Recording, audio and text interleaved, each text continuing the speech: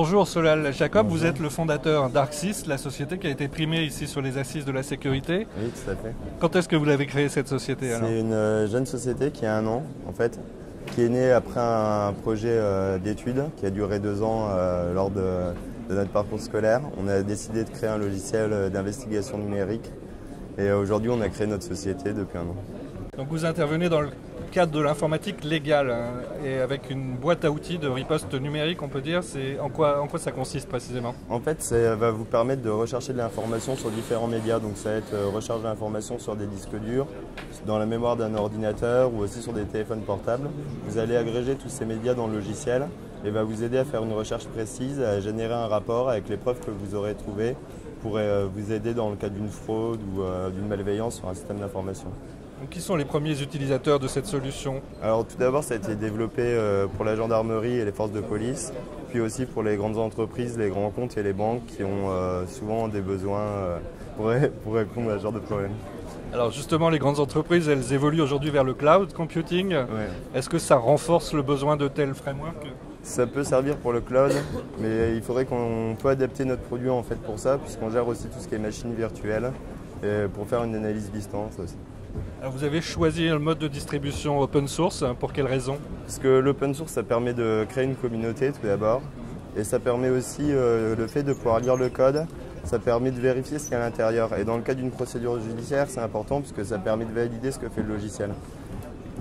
Donc les développeurs qui veulent compléter cette solution aujourd'hui sont tout à fait en mesure de le faire. Quel langage faut-il qu'ils utilisent? Alors ils peuvent utiliser soit Python, soit C++. Donc les deux langages sont interopérables et ça permet de développer plus facilement de nouveaux modules. Et vous avez travaillé particulièrement sur les interfaces graphiques? Oui aussi, on a essayé de faire un logiciel qui soit facilement utilisable pour que les gens, même qui ne sont pas développeurs, justement, puissent en quelques clics extraire des informations qui pourraient leur être utiles.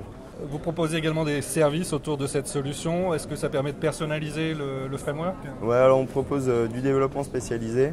On propose aussi de la formation et du support, donc les classiques de l'open source.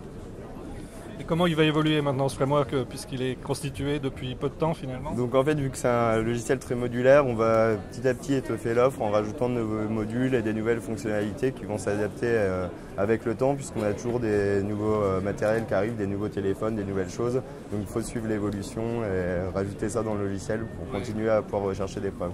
Alors on est sur les assises, là il y a beaucoup de monde aujourd'hui. Est-ce que justement les RSSI, les DSI vous demandent déjà des compléments à votre framework et est-ce que vous entendez des bonnes idées? Ouais, on entend des idées, les gens proposent des idées d'après leurs besoins, comment on pourrait adapter le logiciel. Et c'est vrai qu'il y a des discussions intéressantes et on est très content d'être là.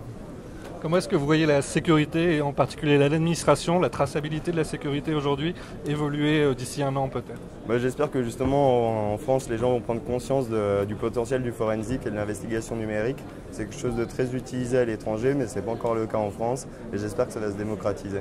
C'était pour des raisons culturelles ou technologiques? Je pense que c'est à la fois culturel, c'est bien aussi des lois en France et aussi technologique, c'est un peu tout mais je pense qu'aujourd'hui ça tend à se démocratiser quand même. Merci beaucoup Solal et Merci. puis bon salon à vous. Merci.